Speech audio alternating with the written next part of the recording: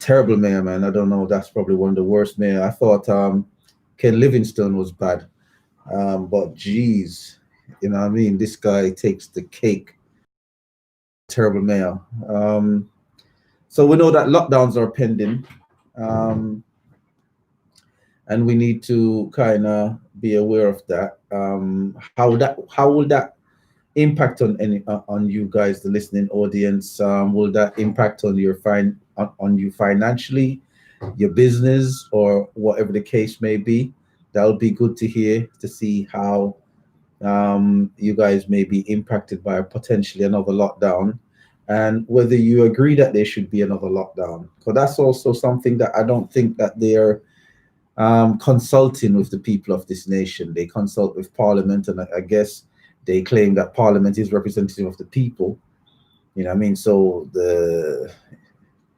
as they say, the sovereignty of Parliament. However, but you people, the people on the ground listening to this show, how do you feel about that? Do you care or do you not care? Is it going to impact on you? Are you shielding necessarily and you think it's a good idea because you've lost friends and family, perhaps from this pandemic? Let me use the actual term that they use. Or do you see as a pandemic, and all that's taking place is systematic, is a systematic um, process that's designed, in a sense, to attack as opposed to being true to the cause. It'll be good to hear from everyone whilst you can speak about these things, to get your point of view across. One of the things that I think has left quite an angry feeling amongst many people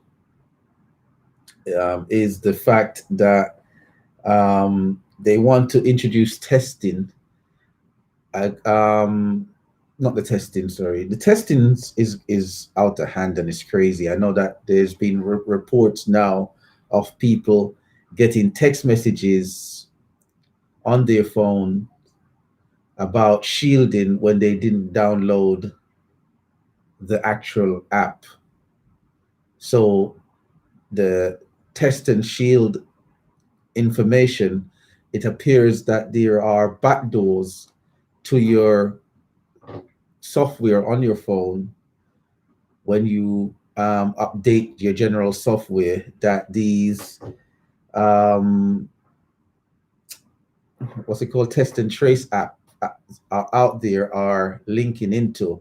Because if you check, if you got an Apple or an Android phone and you go in and you check, you will realize that the information itself is already on your phone even when you didn't download it.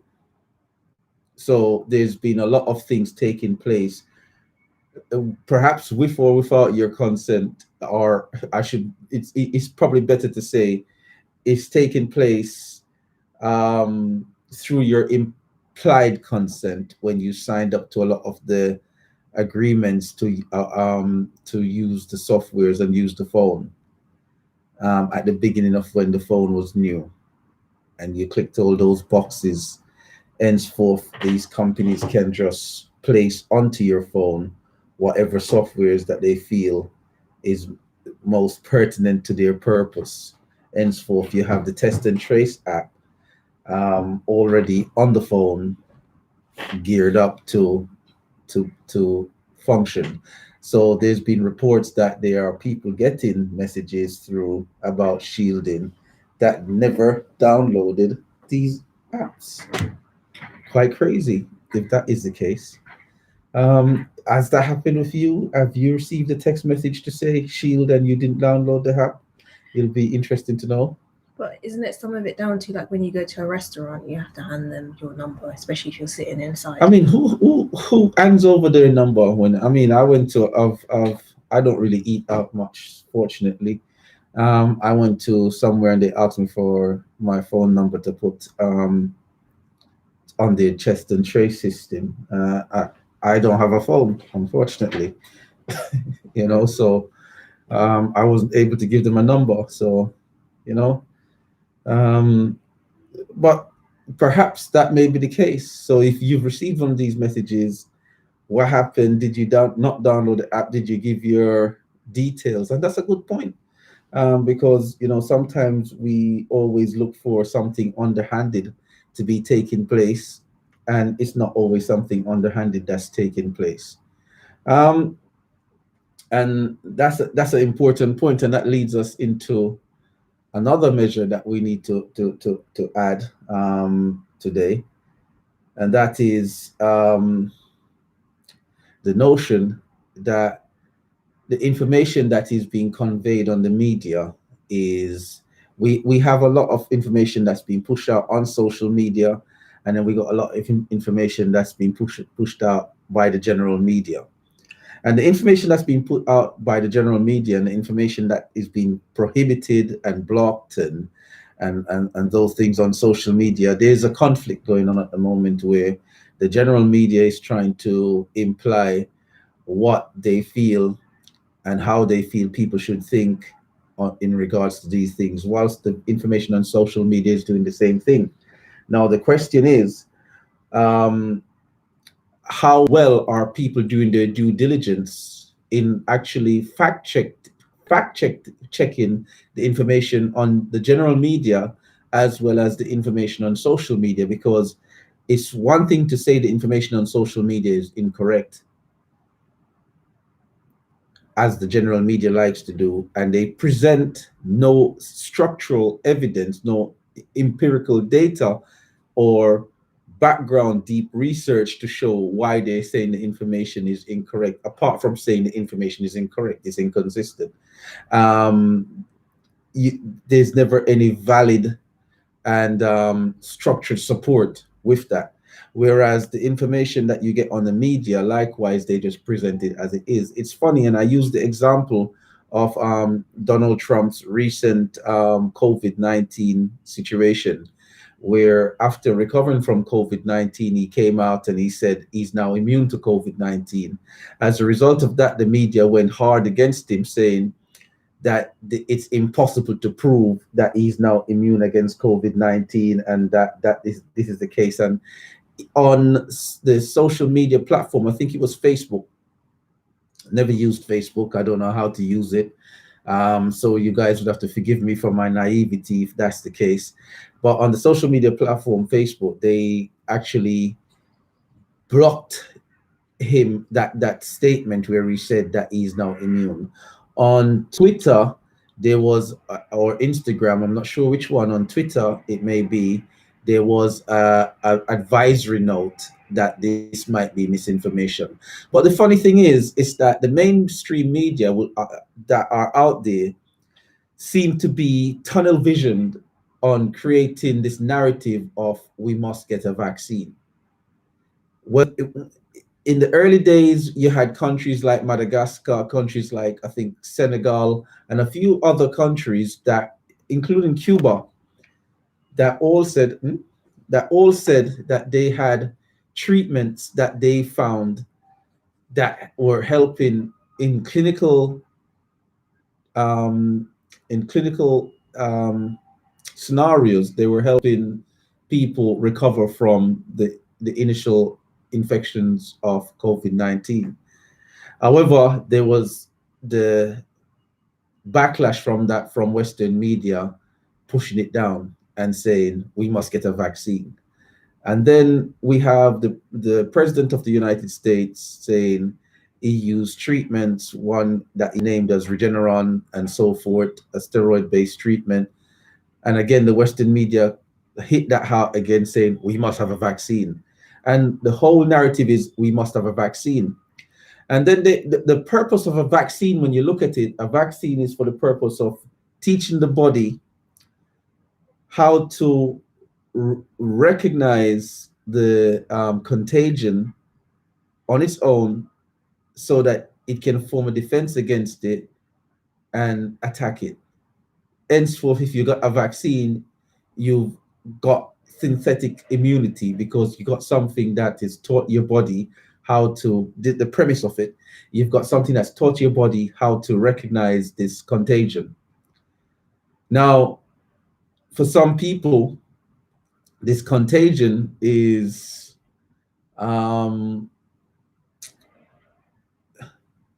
what's the word I'm looking for? So some people, this contagion is a matter of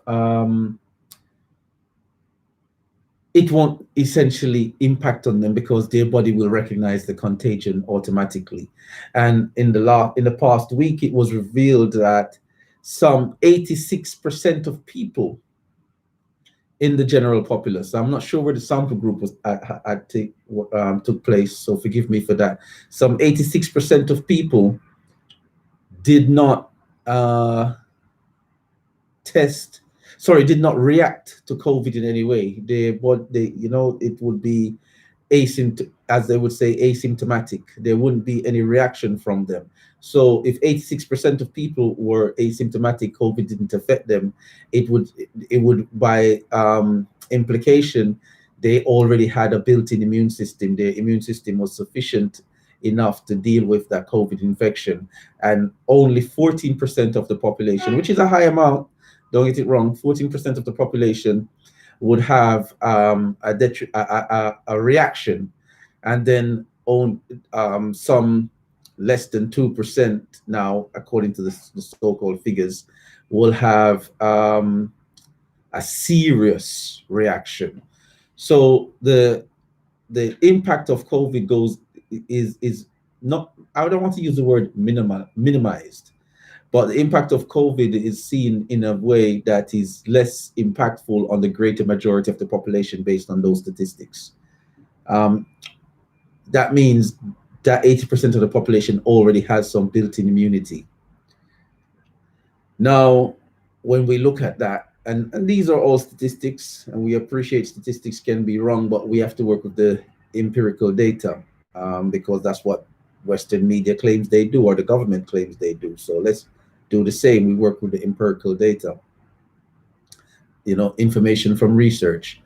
When we look at that, the fact is, if someone gets COVID-19 and they get over it, it is said that they've got some level of success and level of immunity. So when Donald Trump said he's now immune, why is not only the US, but the UK media, and I can't speak for any other country, jumping on the bandwagon to lambast the president to say that he's speaking ill-fatedly or incorrectly, the likes of Facebook blocking the statement and everyone saying it, because he's saying he's now immune.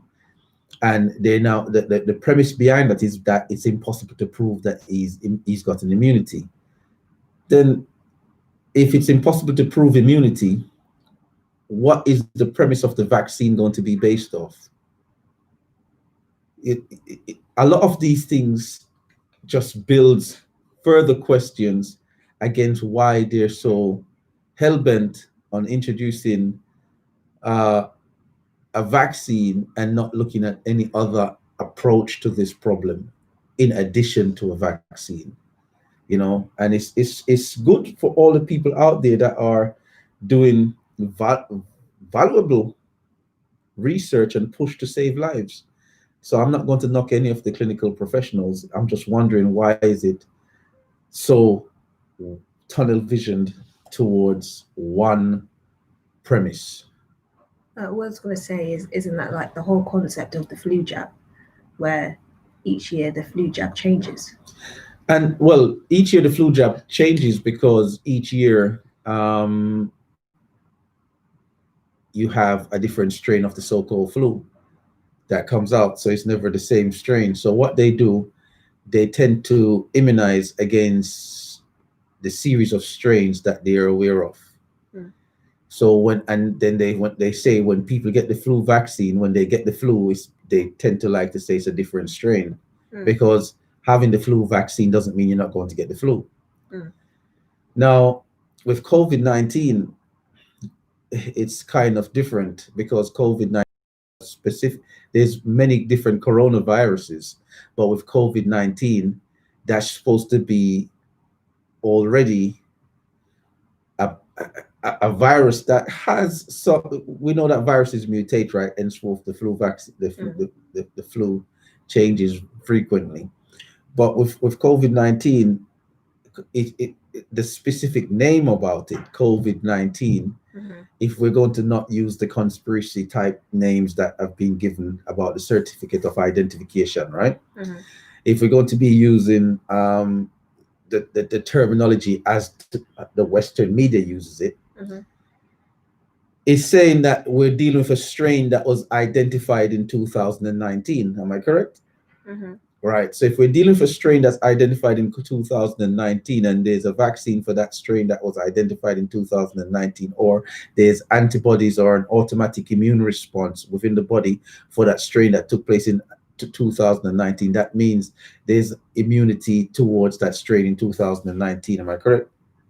So why is it the argument against when he says, so it's like there's a narrative to discredit certain people, and there's a narrative to present a tunnel vision view. And that's what I'm saying. That's the worrisome approach of things. And it's kind of like when you're growing up and you used to get this narrative from the Western media that used to be pushed out in movies, cartoons, and heavily during my generation. And the information was always about, like the Care Bears. It was always about caring and forgiving someone that does harm against you. It was never about seeking retribution and making sure that the person that did harm against you, suffer the consequences. It was always about forgiving, and when someone's a monster, it's always about turning them from being a monster into terms of being loving. It was always this quasi kind of religious nonsense that was all fabricated by someone that did so much wrong that it felt like they were just trying to get people to be pacified against the ills that they were doing against people. And as a result of that, you get two types of, well, probably more, but in general summary, you get two types of outcome. You have one set of people that are quite militant in their thinking and thinking, no, I'm not turning no other cheek. And you get the other type of people that becomes, soft-hearted and wants to love and embrace everyone, the quasi-religious nonsense.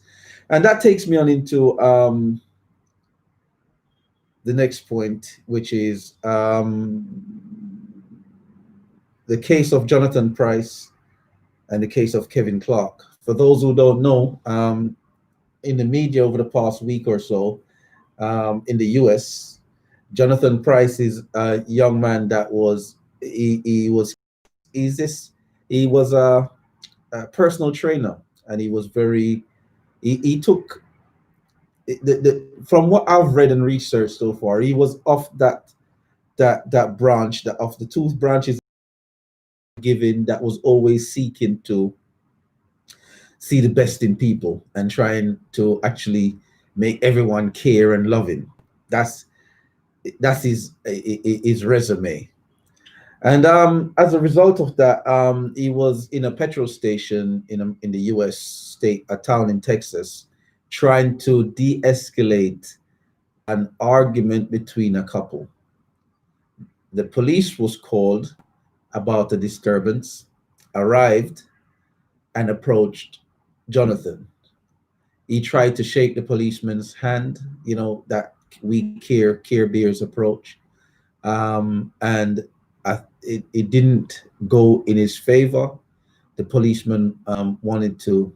It's said in the media reports that the policeman seemed to wanted to arrest him, and he turned and walked away in a non-threatening manner, and the policeman tasered him and then shot him in the back. And he was pronounced dead at hospital. So the police officer has since not been defended by the police force which he represents. He's been terminated and from his job, and he's also been charged with murder.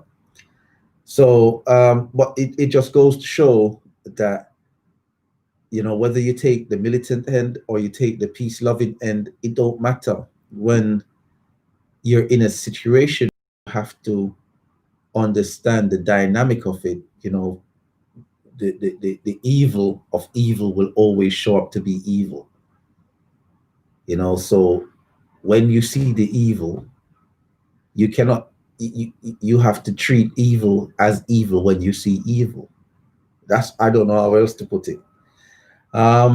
Also in the UK, the case of Kevin Clark in the media in the past week, where his situation, if you're not aware of it, Kevin Clark was basically a young man that had mental health problems. This case goes back to 2018, I think it was. And it's so weird that this is one of the first cases in recent times where you have an individual that was talking about they can't breathe. So the case of what's his name, George Floyd, isn't unique per se, not by a long shot. But we got a live caller, so we take a break to take a caller. Caller, what's your name? You're live. Where you calling from? Yeah, good morning, Doc. Morning. Yeah, that was a good effort you make this morning. Thanks for that. Thank you. Did my best. How is everything otherwise, though? You okay? Oh, doing my best. Yeah, you sounded wonderful on the year as well today as well. You're coming out perfect, as I would say. Okay, good. Yeah. Thanks for the feedback. It's important. Yeah. So, Doc, I have a few takeaways with you, but it's because of how time is why I just switch up a lot and a bit fast. But bear with me, yeah. It's not because that's how I am, yeah. So the first topic I'd like to go on is to say that this app started download to say track and chase. Yeah. Now that has happened to me, when my software upgrade Apple anyway. That's the first thing I see them say that this is a part of it. And then they send a message I must download. I'm not involved with that. But the thing that fascinates me or frightens me is when my GP now is gonna, like I have a thing. I didn't do it, but I guess the GP do it themselves. They have like an app where they just get in touch with you. That app where they can say to you, you have an appointment and yes, people cancel and all that.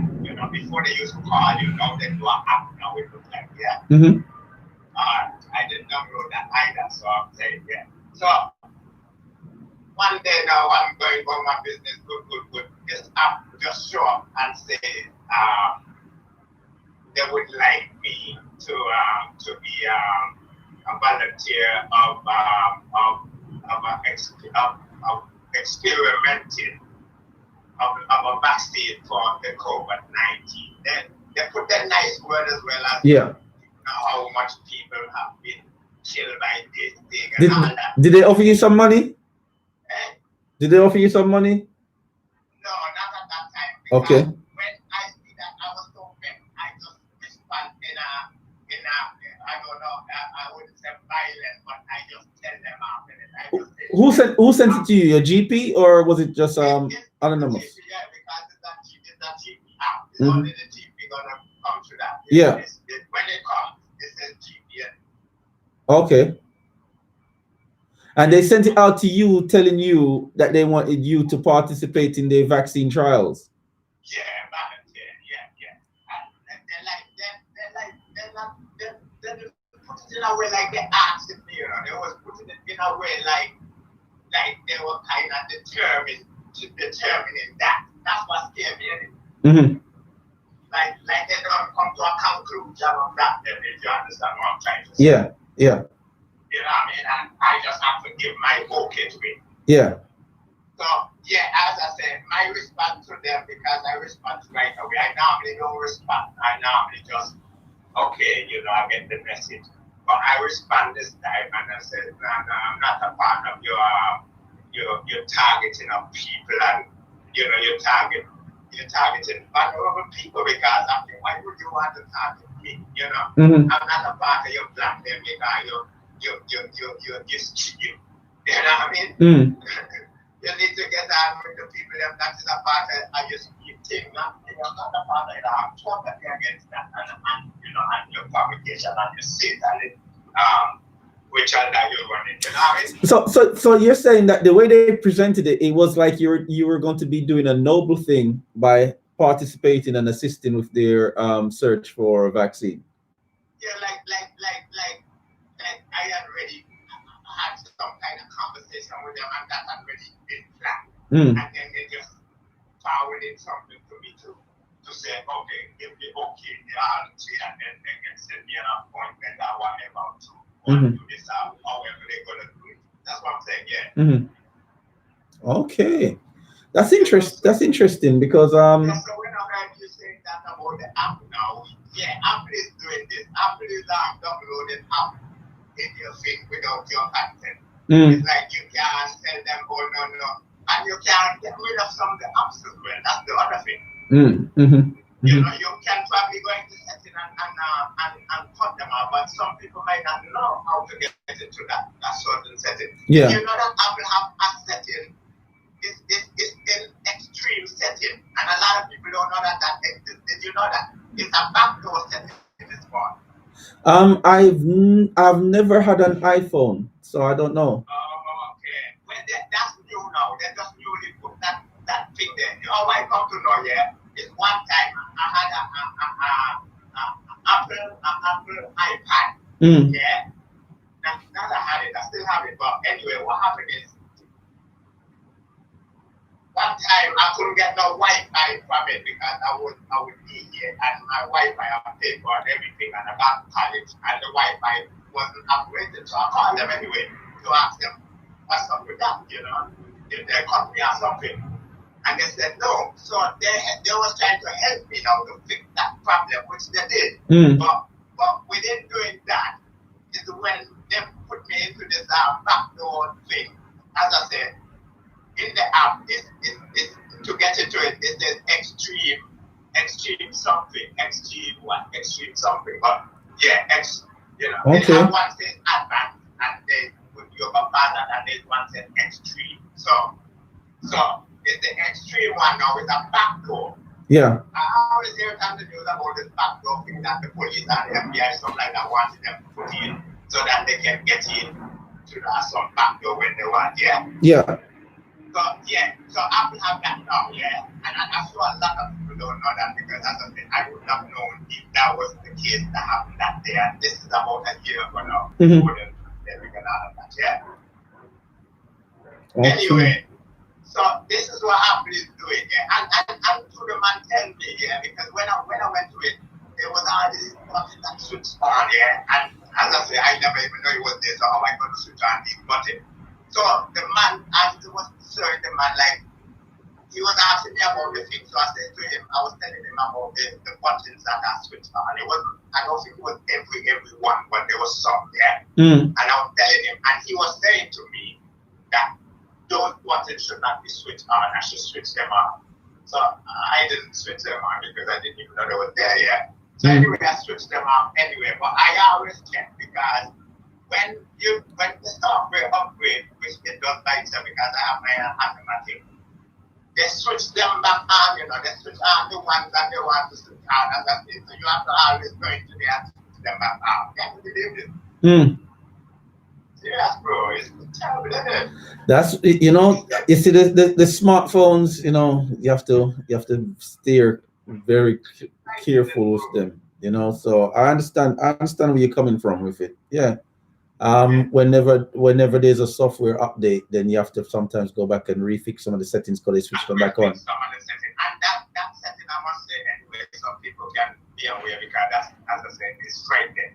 It's in Safari. If you have an iPhone, other phones don't have Safari. It's to do with iPhone Safari. I would think so. Yes, Safari is an Apple-based product. Safari is on the iPhone. So if I'm talking to anybody who have an iPhone, the setting is in Safari. So you go to Safari and you trail down, and you go to Advanced, and you trail right down to the bottom, and that's where you will see that extreme something.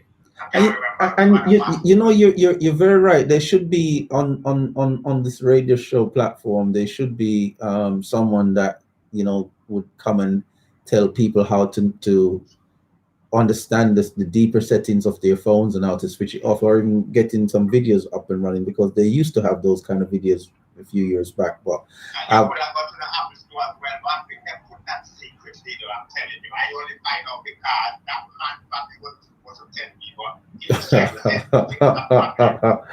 yes, you know, I know you the one guy, but it could be stage and put it that way, that people are, you know, because that's what happens to me sometimes. I am that kind of person, I'm indigo kind of thing. And, and the cast want to send me things to it. Okay. So, yeah, that would have been one of that, yeah. But okay, yeah, I know I switch up on that. But no worries. I wanted to speak on is that thing you was talking about with the, I think it's a presenter. Yes. With the African.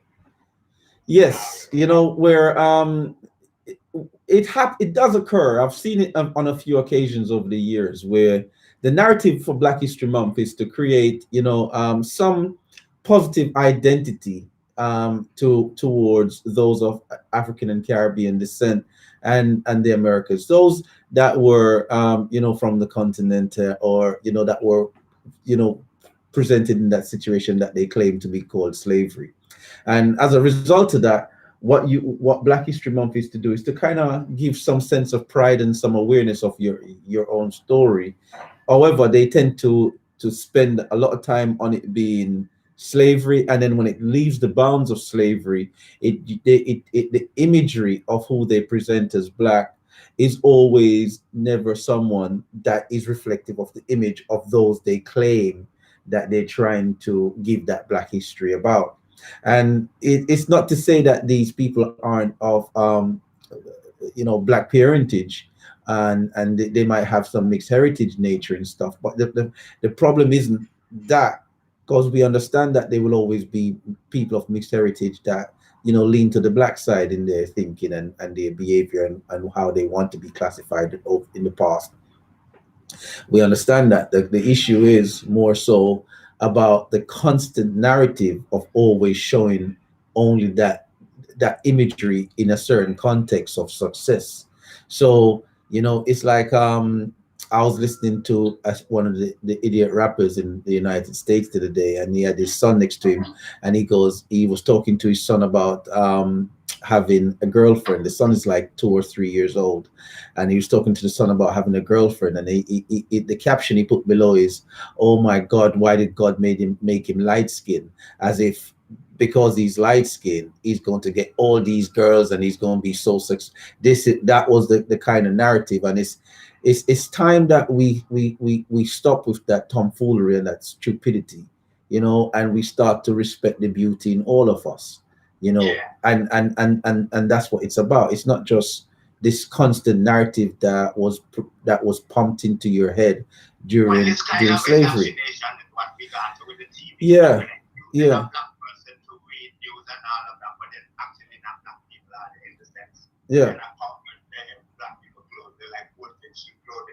When you look at that image, it's not the image you see in your house. It's in your house, the TV is coming. Right.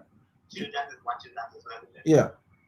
And it's to change that narrative, you know, that create a different narrative from having that white Jesus in your mom's, your grand's house, to creating a narrative of self-pride, and, you know, because that narrative of having those white images and those white pictures, it makes everything white seem fair seeming and good, and it makes anything Black. And this is where you get a lot of the gang violence from, or the so-called Black and Black crime, because if youngsters don't see greatness in their own, if they don't see a savior in their own, it don't matter for them to want to kill someone that looks like them, because they can't see in their subconscious or the unconscious mind state, they can't see anything great of that person, because the imagery of greatness and a savior complex or context or a godlike context is always white within that subconscious mind. So that dark skin, as they would say, nappy hair, doesn't reflect greatness. And the whole premise of Black History Month was to actually create pride in that dark skin and that black feet, those black features, to say, you know, we are great people. Yes, we're diverse, and we should have that diverse nature to ourselves. But the core premise is those that were most downtrodden should be the beneficiaries from the deprogramming of the negative information. And Black history is meant to, in my eyes, correct that. You know, teaching you about your ancestral past, your great ancestral past, is meant to correct that narrative. And when you have the constant media still, and with a dark-skinned Black woman pushing out that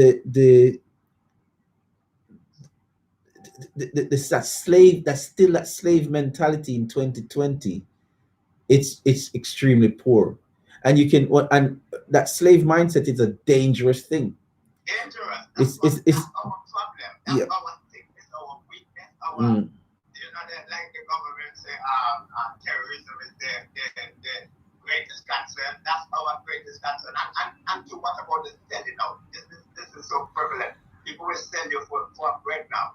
And that's the thing as well, because you have to wonder if that presenter, what's her name, Alison, yeah, you have to wonder if she's aware of it, or and she's just collecting her paycheck and don't care, or if she is that stupid to not be aware of it and think she's doing something great. Because you have a lot of stupid people out there too that don't know themselves. And when you know what I'm saying, all of us being at one time stupid. Exactly. All of us. We, all of us it's, but you know me, I'm, because I don't know, I'm a bit harsh in it, because I can't stand the stupidity anymore. Because as an adult, as a child, we can say, you know what, you get grace, because we can understand that perhaps you weren't given that access to that information as a child growing up. But when you know what I'm saying, because when you're in your parents' house, you're forced to either take on this religious concept of things, and without even your wanting to go to church. I used to hate going to church, but you know, you used to be forced to go to church. And because if you don't go to church, them call you a sinner, them say the devil have your heart, and all kind of foolishness, right? Now, so it's forced onto you. It's like the mental slavery that's forced onto you. You must have Jesus in your soul, right? Now, or even so, that's that in that context. Now, as an adult, however, it doesn't mean that you can't get up and look at things now that queried your interest growing up. You know what I'm saying? That you weren't allowed to perhaps access growing up. And it's now you can access it. And it's crucial to allow a developing mind to wonder, but you also have to help it to be focused. And I find that within a lot of Black families, why you get a lot of mental health problems, which we don't talk about, is because the mind isn't allowed to develop properly. It's allowed to just take on this constant ethos of that's a negative ramification of slavery, the beating your child, I'm not saying that you shouldn't have discipline, but a lot of these parents, right, and a lot of these parents beat their children, not realizing that the whole concept of what they're doing is bending their minds back to be complicit, slave-minded. You get what I'm saying? And right, and they say, oh, I'm a strong person and I got disciplined by my parents. It's this what's this generational abuse, that they see justification in the abuse to perpetrate it to their very child. And it's a hard cycle and circle to break. I'm not trying to cut you off here. Yeah. My contribution to this topic of the Black history that the presenters talking about. This is what I'd like to say, I know I'm gonna bring in a bit of Rastafari because Rastafari is to me is the foundation of blackness, Africanness, everything. Yeah. If it wasn't for black people, we wouldn't be having this conversation. I'm saying Rasta. This conversation. Yeah. Now, the other day we having the conversation about a Rasta being a religious connotation. Yeah. Now my problem with Rasta being a religion is that yes, Rasta might read the Bible and all of that, yeah. But religion now is a belief thing, yeah. Religion is a belief. Rasta, even if you read the Bible, yeah, and you read this thing about what they call it Jesus Christ, that Christ man, yeah. When he was his story, I said, when you read his story, it was about he was trying to make people know that this thing is a liberty thing. It's where you have to live a thing rather than you talking about you going to church, which he tell you the church is not this building stuff, yeah. I give you a joke, right? Yeah. First and foremost, let me set the record straight. If I go into it in full depth, Rastas be vexed with me, and I tell you why I'm saying that.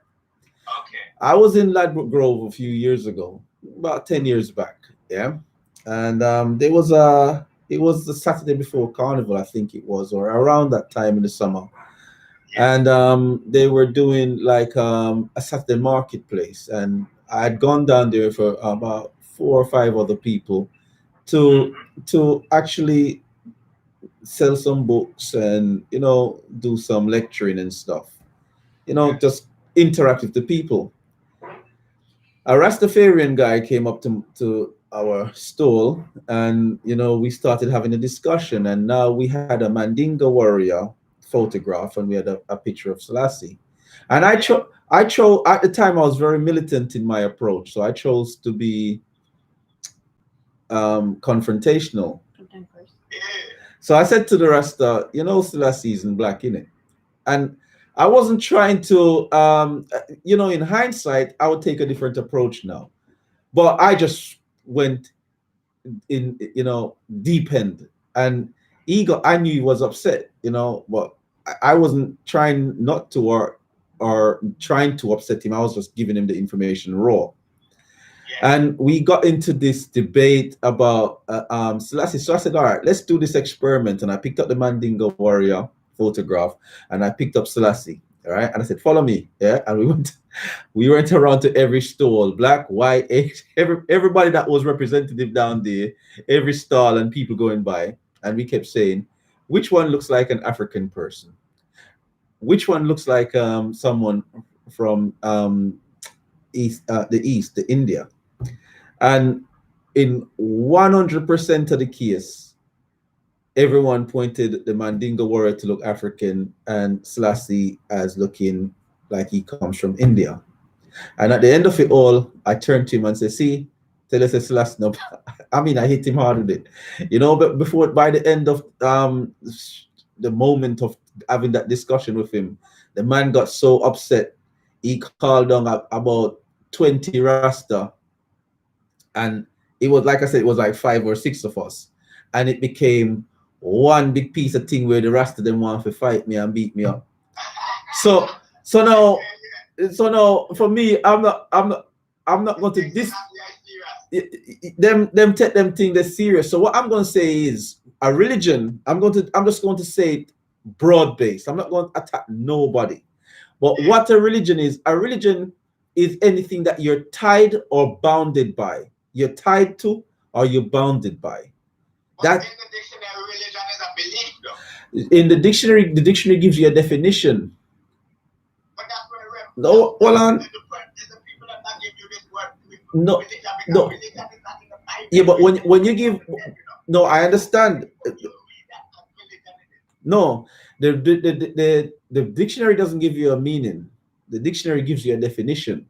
That's why you could have. What's the definition? And give me that because that's a meaning. Okay. What's the definition? So a definition of a word means that a word could have several contexts that it can be used in. The word can be used in different ways depending on the context or the sentence or grammatical structure of that sentence. So when you look at the dictionary, you might see 5, 6, 7, or 1 or 2 different definitions, and you choose which one best serves the context of the sentence that definition is placed in. Yeah. No, with the word, if you want to know the meaning of a word, you have to look at what they call the etymology. You with me? And it's called an etymological dictionary by definition. Yeah. So you look at the etymology of the word when you want to see where the origins of the word came from, or the root of the word, to see the context of its true origins. Yeah, because these things can change over the ages. So a word could, right. So when you look, right.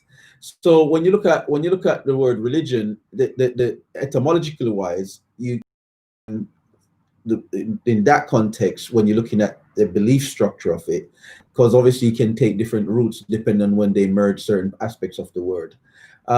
You see that it means anything that you're tied fast to or you're bounded by. So you believe, by definition, you believe in that premise to be true. So you live by and under the premise of it. So when you're tied fast to a dietary regime, so for example, you have our parents' generation, our grandparents' generation, that would say that milk and dairy is good for you.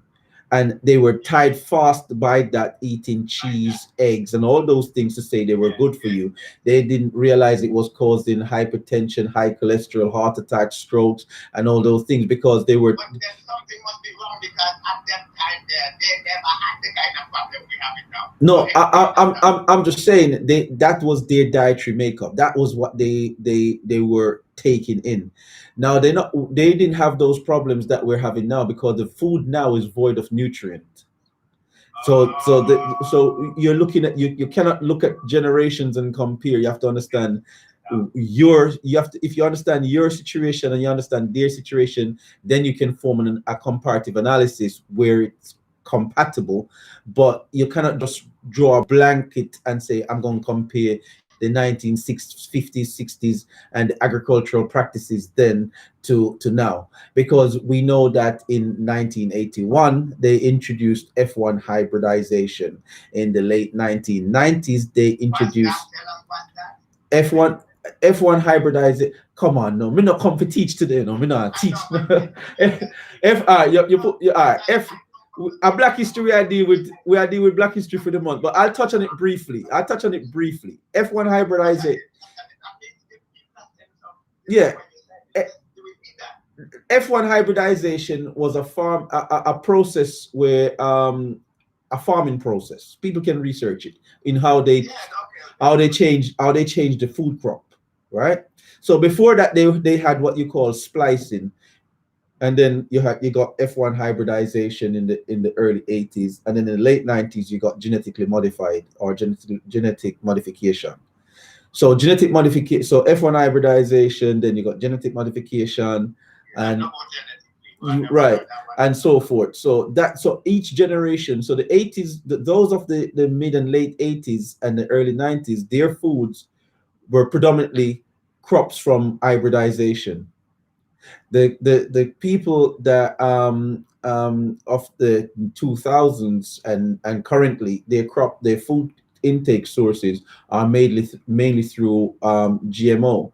We know that the EU, when you start looking at where you are now in the world, it depends on what type of food you've been taking in, because if you're in the EU and the UK, you got certain rules against certain EU crops, certain genetic crops that aren't allowed to come in, and so forth and so forth and so forth, henceforth. And I can tie up all the dots, but again, we deal with Black History, yeah, and the information of today.